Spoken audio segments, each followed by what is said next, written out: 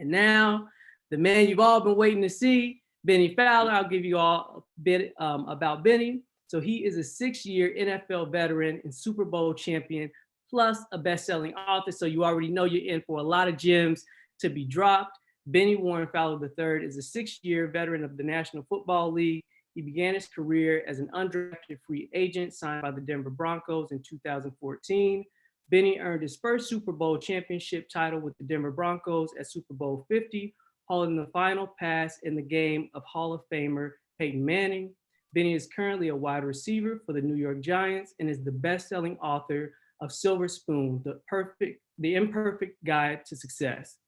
In addition to his dedication to youth development, Bennie's overall fundamental mission is to inspire and positively impact other people's lives.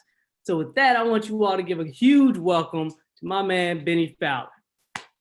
Greg, man, appreciate you, man. Thank you for having me. What's going on? What's going on? Appreciate you being here, man. And so I also want to give a huge shout out to Martell. We know that they are the official sponsors of the event. And Martell, as you can see, really believes in supporting those who boldly follow their passion to courageously change lives. And so one of their biggest things is just making your statement. So Bennie, I want to ask you, what is one statement you live by? One statement that I live by is positive living. It's something that I put on pictures that I post on Instagram or quotes that I live by. You know, positive living is something that was brought to me by one of my teammates that I play with in Denver. I heard him use it a lot. And it's something that I really live by, positive living. Everything that I try to do is try to have a positive impact on people, just bring positivity, just because there's so much negativity in the world nowadays. And, even back in the past, but if you can bring that positive mindset and positive perspective to everything, it just makes life better. Totally agree. I think that, like you said, especially right now, given COVID-19, we're all indoors. Sometimes it can be the smallest things, like a text or a hug, whatever it is, being around family that just makes you have that positive vibe. And we need it so much. So I want you to rewind for us, take the people back to when you were a child or growing up, when you first, started to develop who you are as a person and tap into your passion of football. Walk us through that journey and kind of how you realized this was an area that you would be a part of, that would be a part of your life for the rest of your life. Yeah, so I grew up outside of Detroit, Michigan. My mom lived in Detroit for a little bit, but that's where I'm from and that's where I grew up. I went to a small middle school in Grosse Pointe and then ended up going to Detroit Country Day High School, which is, really known for sports in Michigan. And that's where I kind of started to excel as an athlete, but I wasn't playing football at the time. I was just playing basketball and running track. And I was a state champion in basketball in 2007 and also in track. And then individually in track the next year with the long jump, winning that as a junior. And then going into my senior year, that's where I was strictly, pretty much focused on football. But I guess it would start, my athletic career started when I was younger, playing a whole bunch of different sports, t-ball, basketball, track, football. And then I stopped football when I was 10 years old. And I just wanted to be like Kobe Bryant. That was my favorite player growing up, the late, great Kobe Bryant. And, somebody that I really looked up to. So I wanted to play basketball and I was naturally good at track and just, using my speed in different realms of life and, running and obviously on the basketball court. And then when I got to high school, I stuck with basketball and track and I had some success with that individually and as a team. And then my junior year, my mom was like, you need to go use your speed somewhere else. Go out for the football team. And I had a couple friends, Jonas Gray, who was a running back who went to Notre Dame, and then Kenny Dimmons, who was the linebacker on the team at the time, who was committed to go to Michigan. They convinced me to come out there, have some fun, and kind of took off from there. I had a little bit of success, and then I broke my collarbone, and I remember getting into it with the coach on the sideline. See, this is why I didn't want to play, because I was going to get hurt. I was mad at my mom. So I'm out for 6 weeks, and we're going into the playoffs. And as we're going into the playoffs, things are starting to ramp up, but I'm still in my sling, and I get out of the sling and they're like, all right, you could go out there and play and everything's fine. When you're young, you heal pretty fast. So I go out there for the semifinal game. I play a little bit, and I ended up scoring the game-winning touchdown in the semifinal game for us to go to the state championship. Wow. Played well in the state championship, and then going into that next year, that's when I was like, all right, this could be a thing. Let's see if I can get some scholarship offers with this. I was getting small, major, or mid-major offers or recruitment in basketball and then also in track. Let's see what we can do in football. And I went to some football camps. I ran some fast 40s. Eastern Michigan came to watch me run track. They offered me after one of my track meets, and then I went to Michigan State football camp. I got offered there.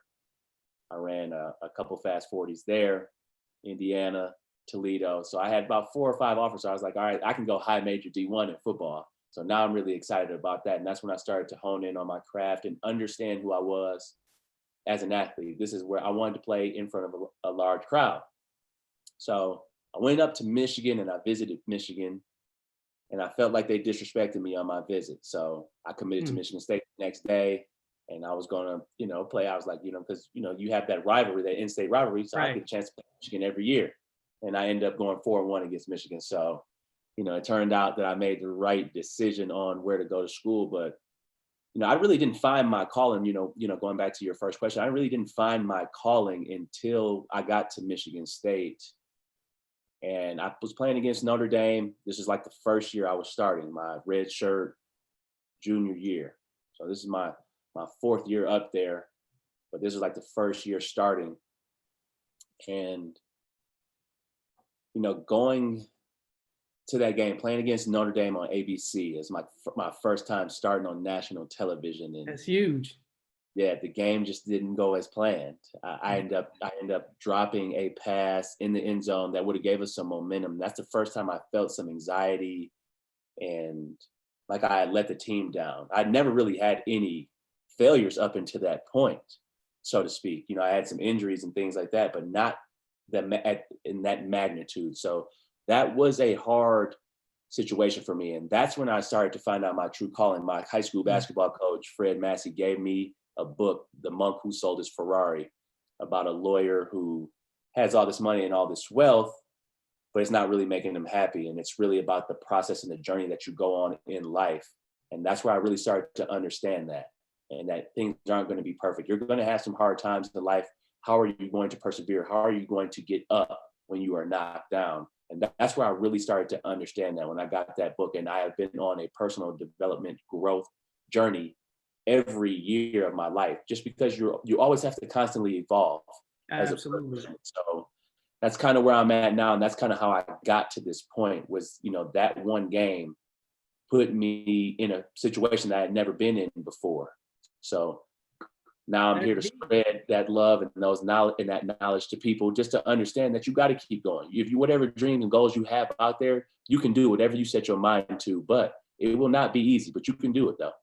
Absolutely. And I think a part of that endurance and that tenacity that you notice in yourself is what helps you, I think, even visualize to a further extent what the dream is. Because if you know what it looks like to be torn down and to fail, then it's like, okay, I know exactly what my vision of success looks like also.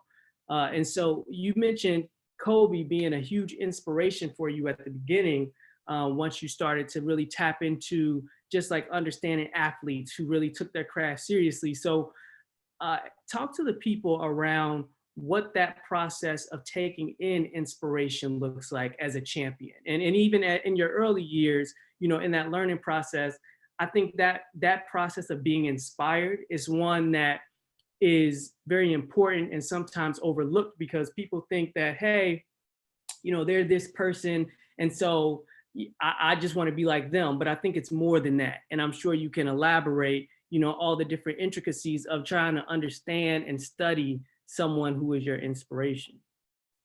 Yeah, everything that we want to do as people has already been done before, pretty much. So you can find somebody, and inspiration is external. So, Kobe Bryant was my inspiration, and it wasn't, at first it was just who he was as a player. The dunks, I love Kobe with the fro. I still have the Adidas that he used to wear, the first time he was, first shoe contract that he signed. So at first it was just all about the talent that he had. But as I got older, And when I graduated from college, and while I was going through college, it was really about the process that he had, which made me love Kobe Bryant even more. It was about the process and how he went about life. And he said something in the Muse documentary: when you're going through something, what other choice but do you have but to go through it? So you might as well go through it with the right effort and the right mentality.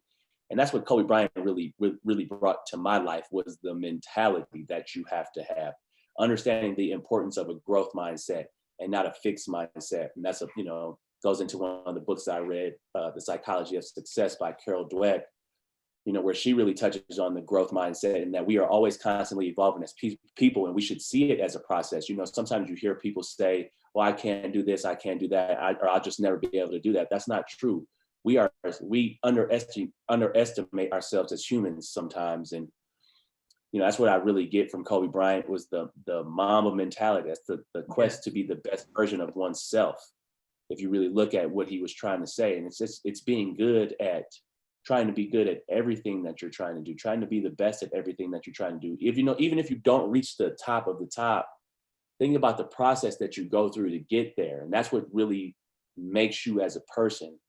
So that's kind of what I learned about from Kobe Bryant and looking at him, but also my dad and my mom. They set perfect examples. And that's where I get my inspiration from as well. My brother, who's my hero, who I dedicated my book to, and then my sisters, and also my stepmom, having my family. So that's where I get my inspiration from. And we should all look for people in our industry or whatever we're trying to do for inspiration, because, you can learn from what they're doing. You can learn from their successes, but also their failures. So there's a lot of reasons why you should have some people to look to inspire you. And, Kobe Bryant was that for me as an athlete, and, as a businessman, it's my father, and then other people. So, surrounding yourself with the right people, people that can inspire you. Absolutely. And one thing that I remember, upon Kobe Bryant passing, and rest in peace to his soul, is that he did do a ton in his whole life around just like being strategic and diligent every single day, with how he planned out his schedule and how he woke up and what things he did on a regular basis. And so would love for you to, lean into talking about what are some of those things that you do now and that you've done over the past years on a daily basis to really just build up that champion mindset. And so, because I feel like the people here sometimes hear champion and you think, oh, that's just one event that happened, like I won a championship, but actually it's something you've been working on for years, day in and day out. So what do those processes look like? Yeah, that looks like the championship habits and success that you need. You need habits and tools. Really comes down, is what it really comes down to, is the habits and tools that you have in place to achieve whatever you want to achieve. You can have goals, and I think goals are super important, but it comes down to those habits first. And like you said, things that you have to do day in and day out. So you have to start by winning the day. Because when you win the days, you win the week. You win the weeks, you win the month, you win the month, you win the year. And then you win in the year, then you're successful. But success is defined by you. So it comes down to your habits. What are you doing every single day?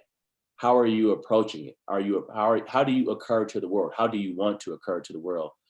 And I'm learning about this one thing called segment intending that I do every day now, that I learned a couple of days ago, that I just implemented into my life. That's helping me even more with my habits. But segment intending is basically, wouldn't it be nice if? That's how I start the day off. Wouldn't it be nice if I got this webinar done? Wouldn't it be nice if I was able to read 2 chapters in this book? And that's putting it in your mind that you want to actually accomplish this. And you actually end up following through on the things that you really want to intend. Having that intention every single day is very important. That's how I go about my life, is writing my intention for the day. That's going to help me with my top priorities. What is really important? What's urgent? What's important? What do I need to do to get to these things? So like you said, what Kobe Bryant did, he planned out, his days. And that's kind of how I plan out my day. This call that we're on right now was written down on my schedule, because it's important. So you have to have these things written down so you don't forget things. It says, there's research out there that says if you write your goals down, you're 42% more likely to actually follow through and try to get those things done. So I think it's super important that people write down what they actually want to do and find the purpose. You know, I hear people sometimes talk about consistency or they procrastinate. Well, that's because you don't really know why you're doing what you're doing. If you have a purpose or a why behind it, it makes it a little bit easier to follow through. And then there are some other habits and tools that I can help people with and help you find. I mean, we could spend 2 hours on habits and just trying to develop that, but you know, it comes down to your habits and then also writing down your goals and seeing them. You have to have a vision. You know, a whole bunch of activity with no direction is chaos. A whole bunch of activity with no direction is chaos. So you have to see where you're going and where you want to go. And that way you can get there. So, you know, that's kind of how I go about my day and my business is, you know, starting off with that intention. You know, what would I like today to be? What would I want today to be like? And, you know, it helps me follow through and I write it down. And, you know, also expressing gratitude. There's a whole bunch of different things that people can do throughout the day. I mean, we could talk about this all day. Absolutely. I love it. And this kind of stuff is the type of conversation that really gets my mind going because I think it's so many levels to it, as you're saying, it's so deep because it doesn't even necessarily have to be, as you were mentioning, like the short-term goals where you do this process. It can be the long-term goals. It can be, you know, all your daily habits and routines. You can just use these mindset practices on everything, really. But something you touched on that really got me to thinking was when you talked about having intention, but also having a vision. And so would love for you to talk to us about some of those moments in your life that have been either like huge moments, and even if they were small, just moments that really meant something to you. And how did you visualize beforehand those moments? And like, did that help you kind of bring them to fruition? Yeah, a lot of the things that have gone into my life have been, you know, I've, you know, visualized, you know, this picture right here on the back of the wall right there is with, you know, with Barack Obama when I was at the White House, one of the, you know, most incredible moments in my life. That can't happen without having a vision of winning a championship. So in order to go to the White House, you have to win a championship. But that goes back, we didn't win the championship on February 6th. We won it back in July during training camp. So it's a day-to-day process. But you know, I can touch on some things where I went to Michigan State. You know, I had a lot of ego-driven goals, like, oh, I want to be a starter as a true freshman. That's an ego-driven goal, which is fine to have, but I didn't have a task-oriented goal. I didn't have the right intention going there. I didn't try to go be the best receiver I could be. I just was focused on being the starter. Injuries happened. Then what? Now I'm all messed up in my head because I had this plan to be a starter. But then life happens. So instead of I should have just focused on being the best receiver, because if I focus on being the best receiver, being a starter would take care of itself. Right. You know, so I struggled with that. And, you know, just throughout my college career, I didn't really understand intention. I didn't really understand intention how I needed to understand it really probably till this year. You know, sometimes, you know, you unconsciously, you know, in your subconscious, you'll do some things, but you really don't understand why you're doing it. So I'm still evolving as a person and understanding all this, but you know, having the right intention. I had the right intention when I first came to Denver. I had a good intention. I had a vision of what I wanted to do, which was just to be the best receiver I could be because I was playing with Peyton Manning. And all you can do for him is be in the right spot, which is a task-oriented goal, which is just to focus on getting open and being where you need to be. I wasn't focused on the result. I wasn't focused on catching the ball and being a starter. I was just focused on really trying to impress him every day, which is trying to do the right things all the time. So I didn't know I was doing that, but I was like, oh, if you're playing with Peyton, don't mess up. So you're focused on the task, which now I understand. That's how I go about my life now. It's just focus on the task. You'll get to the end result when you get there. But if you focus on the task and being the best, I was just focused on being the best receiver every single day. So that's a good example of that. And then when I went to Chicago, after my 4 years in Denver, I'm coming off my best year. Chicago signs me in free agency. Everything is going right. I am now playing in the city that my mom is living in. So now everything is going on the up and up for me. But when I went to Chicago, I had no intentions. I had no vision of where I wanted to go. I was just happy that they gave me some money and now I'm playing in the city. And I end up getting cut after training camp because I had no goal there. I had no vision there. I had no intent there. Not the same intent that I had when I was playing with Peyton. So the attention to detail wasn't there. And then things happen, your performance doesn't happen. So then after that, I vowed to myself never to let that happen again. Right. I was going to control the things I could control. And then I go to have on my 2 best and most consistent years, these last 2 years as a receiver, because I would just focus on getting open and the task and just enjoying every single day instead of, oh, I got to get this amount of money or I got to get this amount of catches. I've never met a perfect person. So you might as well just focus on being the best that you can be. So, that's kind of how I learn. You learn through life experiences, which is good. Every time you have that pain or every time you have failure, you grow from that. So we should chase failure anyway as people. Sometimes we look at failure as bad. No, let's chase failure. Because every time we fail, we gain skill. We gain skill acquisition. So that's kind of how I look at it, and the intention, purpose, and having that right intention every single day. Absolutely. And like you said, that maybe even lack of intention in some points in your life will lead you into places where you may have failure, but you learn from those failures and you gain from it. And I think that's so important. So talk to us about failure, but from the angle of being a part of a team, because I think when you experience failure, as a team, it holds a lot of weight, not only on yourself, but on other people. And I think it really takes a true champion to navigate those nuances and to come out of it being strong yourself, but also supporting other people. Yeah, when you fail in a team sport, yeah, you could definitely feel the pressure. Going back to that Notre Dame situation when, I felt that pressure and that anxiety because of letting my team down. When I say pressure and anxiety, I didn't say I was like having a panic attack, but you could just feel that in your mind, like, oh man, like I really let my boys down. These are people that I grind with that want the same thing for me. And I felt like I let them down. It's even with, friendships and things like that. So, with that being said, yeah, it's a tough thing to navigate, but that's where you lean on people and that's where you ask for help. And sometimes we have too much pride in asking for help. Right. You got to ask for help, and because people can help navigate you through these situations. And when we look at failure, when I look at it at first, I was like, man, I can't go to anybody, but there are people who have been on that field with me who have failed just as much, or if not more, and they've navigated through it. So you lean on other people, and that's the importance of friendship, surrounding yourself with the right people.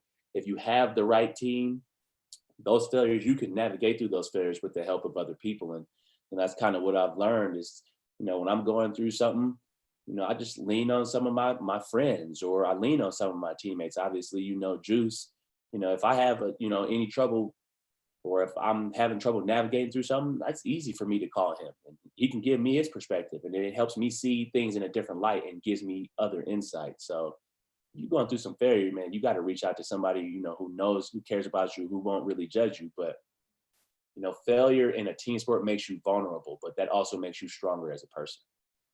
Absolutely. And that vulnerability, I feel like, is such a powerful thing to tap into. When you think about being a leader and you want to be great and you want excellence, like I see people in my life every day who I think that, like, wow, you're accomplishing so much, you've done so much. But then when you really sit down with them and have a candid conversation about like what's going on today, when they tell you the honesty around like things that are broken and like how they are maybe battling, different challenges and things like that, you just see how much it takes to really be a champion. So when you think to, your personal experiences with like dealing with situations that may not be perfect and like imperfections and brokenness, like what type of processes do you use to just like pick up the pieces to the puzzle and get to work? Because like life is an imperfect journey, right? Like nothing's perfect, like you said. Yeah, I look at other people who are in the field that I am. I look at past failures that they had and how did they navigate through them. And that's what really gives me that inspiration and that motivation. But then it's always going to go back to that purpose and that why. And if you have that purpose and that why, you're going to continue to keep going, and you'll have that intrinsic motivation, and it'll be within you. Understanding why you're doing something that you're doing. Understanding that it's what I'm doing right now in football, and then when I'm going to do life after football, is really about serving other people. So there's a bigger purpose behind it that's always going to continue to keep me going, regardless of, other things. I'll always be motivated. I'm not going to quit or give up just because of a drop pass. If I give up then I'm going to give up in life. Right. So it's bigger than that. And there are other people who are looking to me for inspiration. And I got to give that to them. Yeah. If Michael Jordan didn't go out there and compete the way he did, people wouldn't be buying his shoes. But it's what he did on that court, that motivation. But he had he always said, I go out there and play the way I play because there's somebody who might be seeing me for the first time tonight in person. And I got to put on a show. And I think that he had that was his purpose and his why. So it's easy for him to go out there, not easy, but that motivation to work hard and to try to go out there and get 40 and do things like that. He had a purpose and a why behind it. Even when you see him in the Last Dance documentary, the importance of baseball, the purpose and the why behind that, because of the relationship he had with his father. So it's nothing for him to stay after practice and try to work on it. Why would he give up? This is a dream him and his father had since he was a kid. So people, if you understand your purpose and your why behind things, it makes it a little bit easier for you to get up and have that motivation and not procrastinate. So it's always going to go back to that purpose and that why. Definitely. Yeah. I think that you hit the nail on the head. It's like, you got to know why, and it'll help you drive forward. Now, when you talk about the bigger picture and the overarching goal and purpose for your life, I feel like a lot of times people see that vision and sometimes get overwhelmed, right? Because it's so much. So can you talk to us about how you take the bigger picture and put it in perspective so that it doesn't become overwhelming and that it does seem feasible in the right now? Because like you said, there's so much calling on your life. You need to do this for your family, this for sports, this after sports. So how do you today feel satisfied and like you accomplished something, even if you haven't done all those things? Reflect first. I reflect on the things that I have done, even if it's just something that I did yesterday. You got to reflect on that and pat yourself on the back. I don't care what you do. You have to reflect on that and appreciate what you have done. Thanking God for what you have in your life and being appreciative of that. So reflecting, and then, this is a tool that I use when I'm coaching people and I do it in my coaching business. You have to see when people get overwhelmed, there's too many things in their mind. So what are the things you can control? Focus on those, the things you can control. If you're running a business, what can you control? You could focus on the content. You can focus on the certain tasks that you have to do every single day. And then what are the things that you can influence? You can influence, getting help from other people, asking for a helping hand, reaching out to people on LinkedIn. And then the things out of your control, you don't worry about. So you just got to focus. It comes down to focus on what you can control and the things that you can influence. And then everything else, just forget about it because it's not important for you right now. Absolutely. I feel like that totally makes sense. It's like, what can control, knowing what you can control. Because I feel like another quote that I learned back in the day was like, you don't know what you don't know.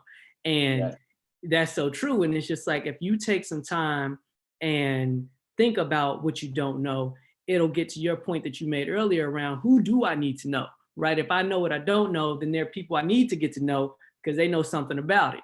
And so, can you talk about some of those mentors or people who have taught you things and the ways in which they taught you that allowed you to really become the champion you are? Man, I have a lot of mentors and a lot of people that I seek out for help. My dad being, the first guy, especially when it comes to business and just, I'm not a father or anything like that, but just, being a man and, that's somebody that I always am going to lean on and ask him questions about how he went about certain things in his life at certain periods in his life. He always says, or he said to me growing up, by 20, know something, by 30, be something, by 40, have something. So that's kind of how I go about my life. And, that's something that he always, helped me. That was, one of the things that I've always stood by and one of the things that he told me when I was growing up. And then I've had mentors in the NFL from Julius Thomas, who played tight end here in Denver, Emmanuel Sanders, Demaryius Thomas, And then, I would consider my brother, even though he's younger than me, somebody that who can mentor me, and that, because he's had so many different life challenges and different perseverance moments in his life, where I could just have him and just lean on him to mentor me through some certain situations because of how his life is different. Draymond, somebody who I can always lean on and talk to, because I wasn't a professional athlete, but he was a professional athlete 2 years before me. So I got to see his experiences and lean on his experiences on, working your way into a starter role and then controlling what you could control. He's one of the people that, really put that into my mind. So just going about it in that way. So, I've leaned on a lot of different people. And even, going back to the Kobe Bryant, even though I never met him, he was a mentor to me virtually through YouTube and just watching interviews. Like, I put a lot of his principles of his life and how he went about his life into mine. Yeah, I think that that's so important to not limit where you can gain inspiration or mentorship, because it doesn't have to be, for me, I know I love speaking, I love this type of thing, and Oprah is a huge inspiration to me, but it's not like she's the only inspiration. I look at my sister who has a child and the patience she uses with that child, and I'm like, that's inspiring, right? It can come from so many multiple directions. And in terms of inspiration, right now, obviously we all are indoors, we're sheltering in place. This is COVID-19, and we're finding ways to get creative, to stay busy, right, and productive. So what are some of the things that you're doing right now to maintain productivity and creativity throughout, this shelter in place? Yeah, right now, things really aren't much different for me just because I'm in the off season.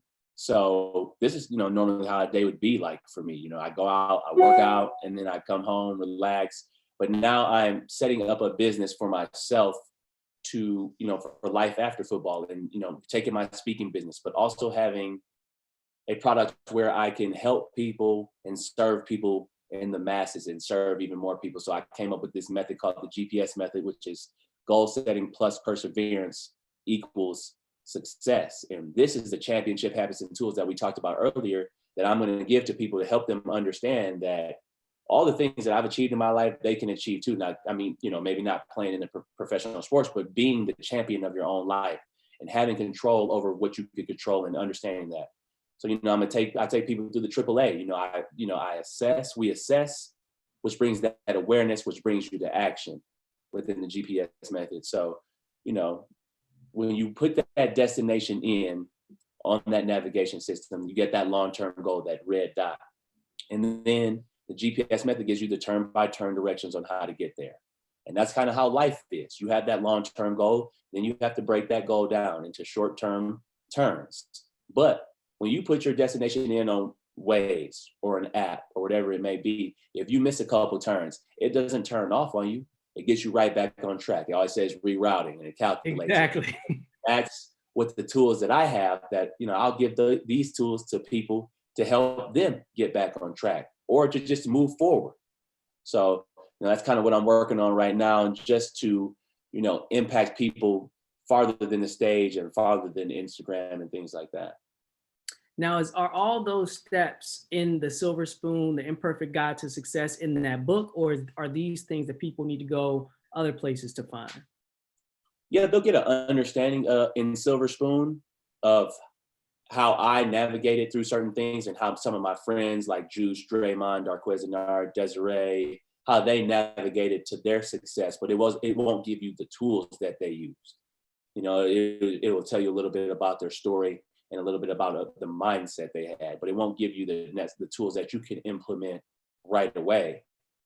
You'll just have to come to the GPS method to get that. Got you. And that book, the title of it really sticks out to me. And just talk to me about and tell everyone, how that came about and how you just like got to the point of knowing you were in your stage of, championship growth to be able to say, I can write a book. I know I have things that people would be able to benefit from. Yeah, so Silverspoon, when people think about silver spoons, they think about kids who are given everything and who are spoiled. Well, I grew up with means, and I grew up with both of my parents in my life. We always hear these stories about these, it's so dramatic, and you know, the kids are always looking for the next meal, which I understand, and I'm completely for it. But, you know, I didn't have that, but I still have the work ethic of those people. So, you know, I wanted people to understand that, like, just because I come from means doesn't mean I don't work hard. Nothing was given to me. My Michigan State scholarship was not given to me. I was undrafted, so I had to make my way on the team. Every year I've had to make my way on the team in the NFL. So, you know, it really comes down to mentality and mindset. It doesn't matter where you come from. We all have the same 24 hours. How are you going to take advantage of the time that you are given? So that's what it really comes down to. So in Silverspoon, the imperfect guide to success, I want people to understand that there is no perfect way to success. My path is different than Draymond's.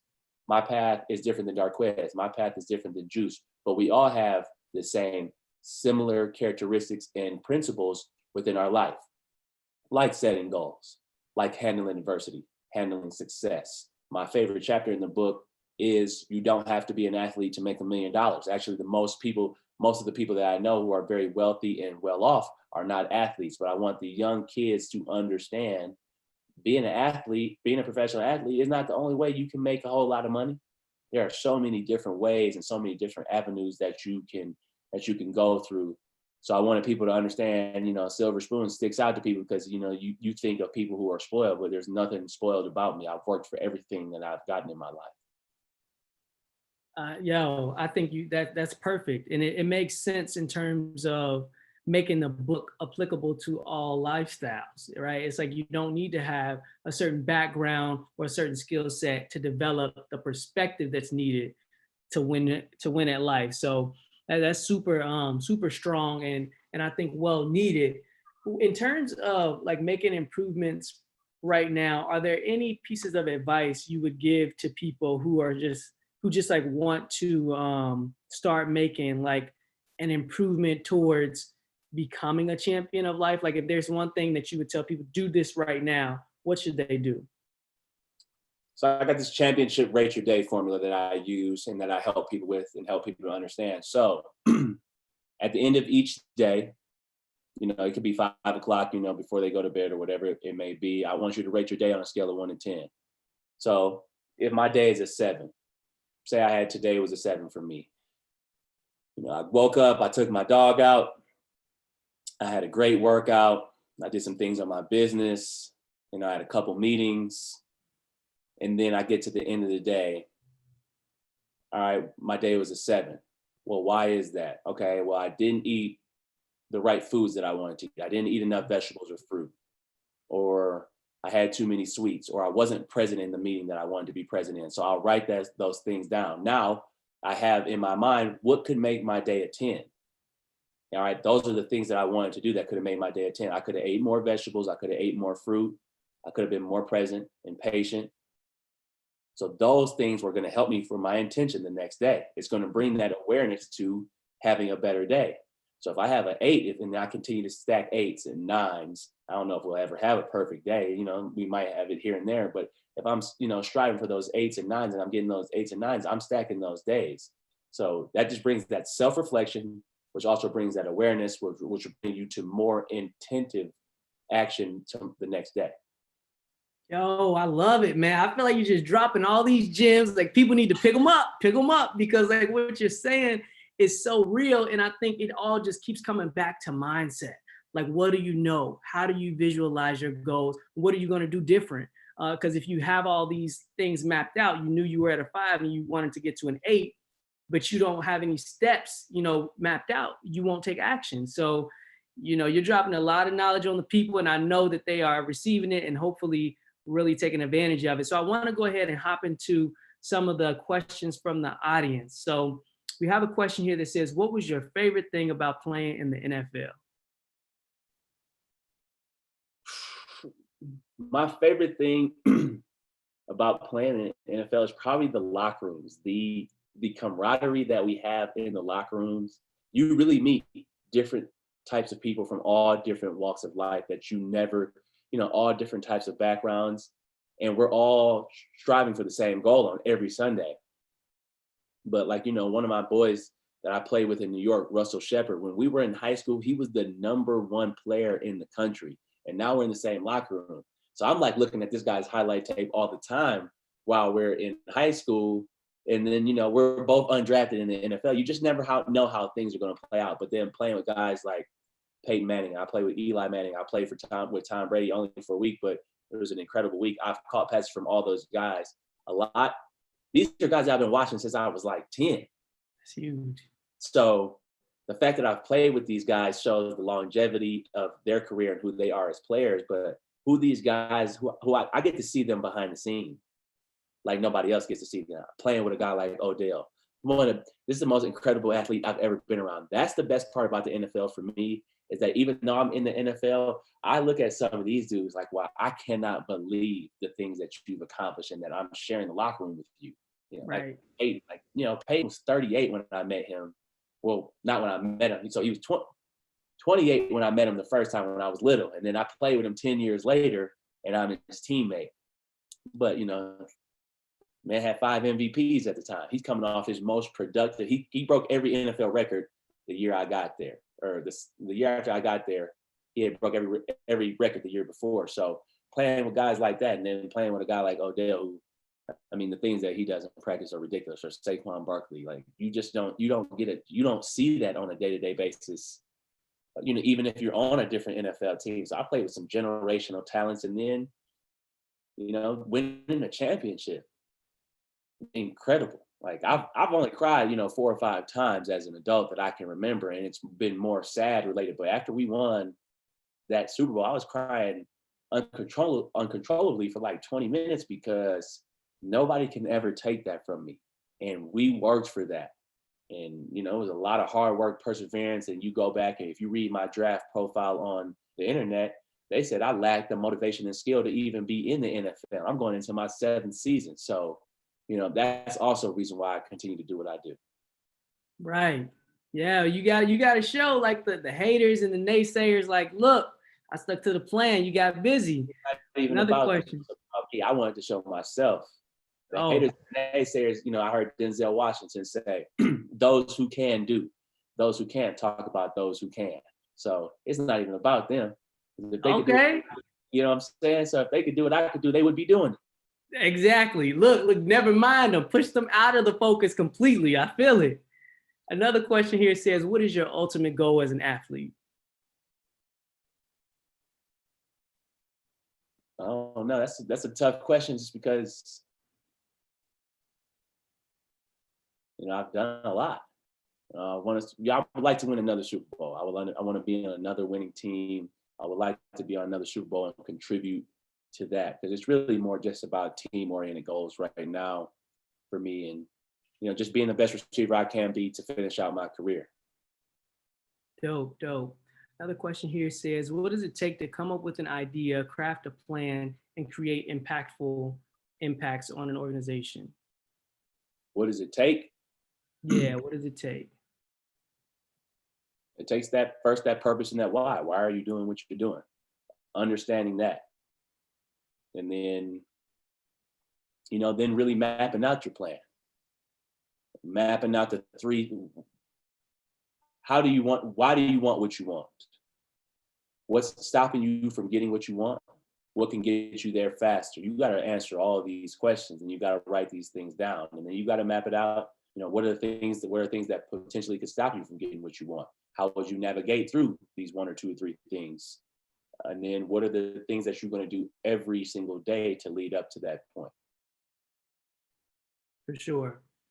How do you reduce self-doubt, especially if you may have grown up in a situation where people talk you down constantly?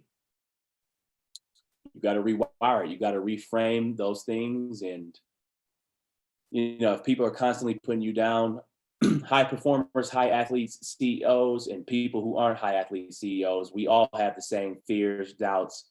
It just may look like athletes don't, but they do. But the way they get over it, or the way CEOs get over it, or successful people, is that they have that positive self-talk. I am going to be great. I do love myself. I am going to accomplish this. Writing these things down, looking at quotes, seeing people in certain situations that you might have been, could help you uplift yourself. So, it starts with that. It starts with that belief in yourself, and the way you change that belief in yourself is you change the way you talk to yourself. Absolutely. And I'm a huge supporter of therapy. I just had a talk about therapy and the benefits of mental health. So are there any specific mantras you use that on a daily basis, you just wake up and say these things and they help you kind of like overcome anything you might be thinking? Not right now. I wouldn't say I get up and say any type of positive affirmation. I just ask myself, how do I occur to the world today? Which is saying, I occur myself. The way I occur is I am a loving, patient human being who's successful in business, sports, and in relationships. And that's kind of like, that's kind of how do I occur to the world? How does the world occur to me? The world occurs to me in a loving place, a safe environment where I can share my ideas and be comfortable with being who I am as a person. So that's kind of the way I go about it. Absolutely. What was the most difficult transition from the field to regular life? And regular being in quotes, so whatever you determine that to be.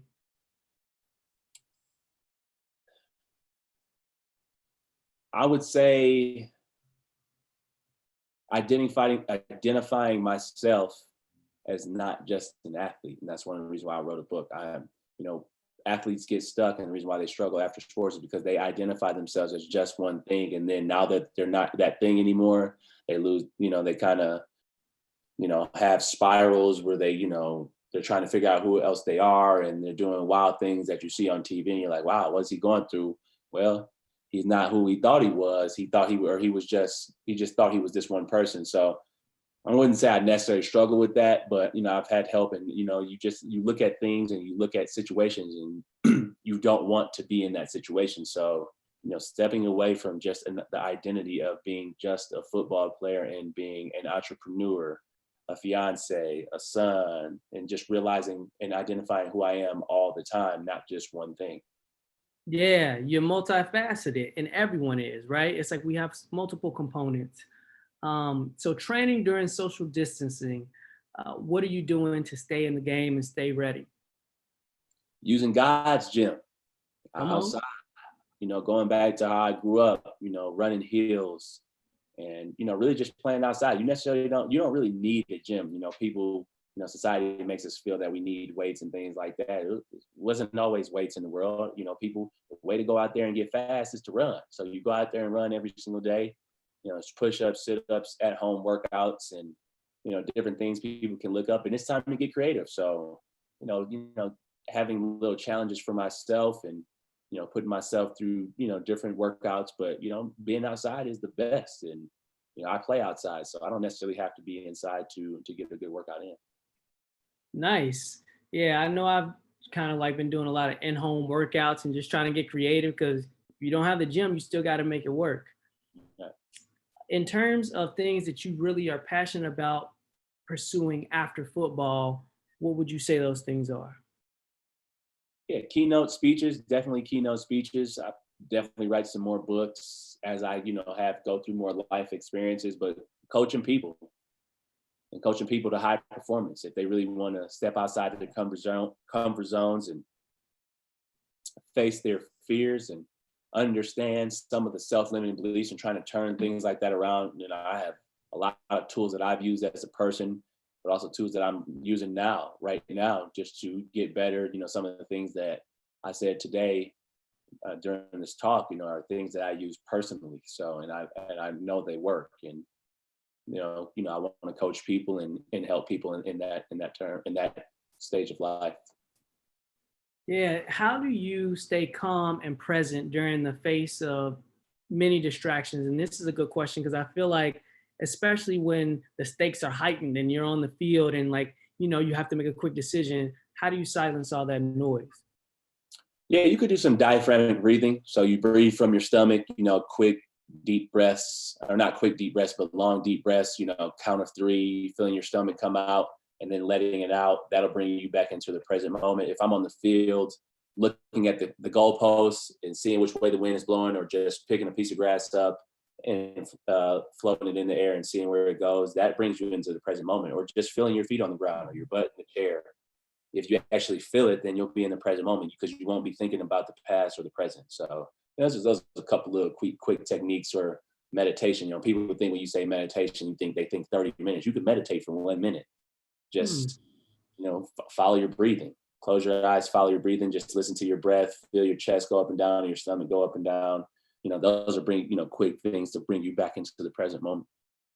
Oh, that's really great. And I'm going to practice some of that because I've just really been leaning more into meditation recently, given the whole shelter in place. And I think just like getting in tune with mindfulness and understanding the different intricacies of the mind is huge. So thank you.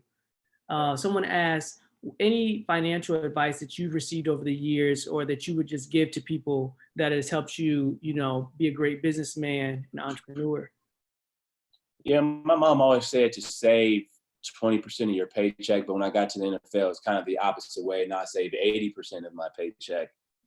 That's kind of the way I went about saving. And just watching the way my dad went about his business, he was always talking about saving money and, you treat yourself here and there, but not all the time. So, that's kind of the financial advice I would give if you have the ability to write your budget out and then, share it with somebody and see what they think of, somebody who's in the financial space. I have a financial advisor that helps me out with that. So, that's kind of what I would tell people is, write your budget out. What's your daily expenses? What's your monthly expenses? It's just like a plan, just writing down your goals and then what do you really want? And then, continue to save. Absolutely. Yeah. So I feel like we definitely come upon the end of this championship talk. I feel like you've given so much advice, but want to give you one last opportunity to, if you have some final words of encouragement, of inspiration to just give everyone in terms of really reaching that championship mindset and maintaining it. Yeah, I just want to appreciate you guys. I appreciate you guys for having me. I want to say thank you for that. But if I were to leave people with anything from what we talked about and, things from my life and things that I've learned is that the biggest room in the world is room for improvement. The biggest room in the world is room for improvement. We can always constantly improve as people every single day. So continue to stretch yourself as a person mentally and physically. And, it's really all about a growth mindset. The prize in the journey is something that I wear on my wrist every single day.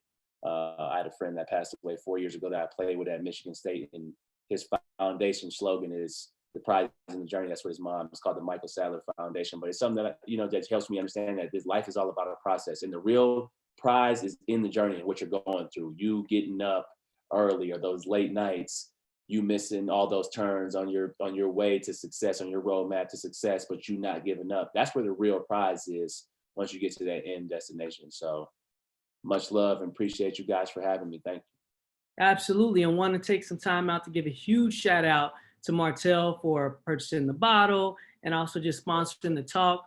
We also are going to have an opportunity for a handful of people on the call to actually receive your book. So if you all are interested in getting a copy of Bennie's book, make sure you get in touch and stay in tune to Toasted Life's social media for additional details. Thank you again, Bennie, man. Appreciate you taking this time. This has been a phenomenal conversation. And I feel like I'm more of a championship just by talking to you. Yeah, you already were a champion. Yeah, I'm a champion. I'm a champion. I'm going to keep this mindset going. I appreciate it, man. Yes, sir.